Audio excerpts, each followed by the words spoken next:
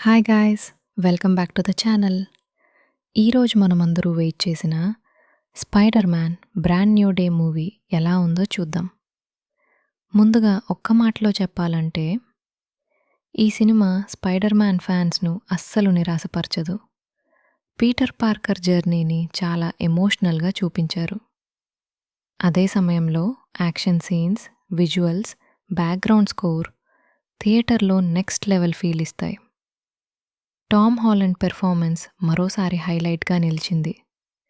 Emotional సీన్స్లోనూ, action బ్లాక్స్లోనూ అదిరిపోయే నటన కనబర్చాడు. కొత్త విలన్ కూడా స్టోరీకి మంచి ఇంపాక్ట్ ఇచ్చాడు.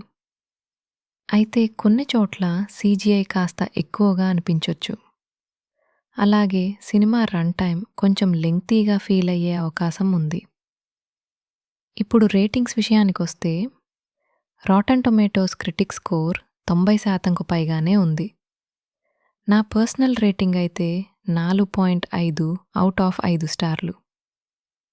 మీరు మార్వెల్ లేదా స్పైడర్ మ్యాన్ ఫ్యాన్ అయితే ఈ సినిమాను డెఫినెట్గా థియేటర్లో మిస్ అవ్వకండి. ఈ రివ్యూ మీకు నచ్చితే ఒక లైక్ కొట్టండి, మీ ఫ్రెండ్స్తో షేర్ చేయండి. ఇంకా ఇలాంటి మూవీ రివ్యూస్, టాలీవుడ్ మరియు హాలీవుడ్ అప్డేట్స్ కోసం మా ఛానల్ను ఇప్పుడే సబ్స్క్రైబ్ చేయండి.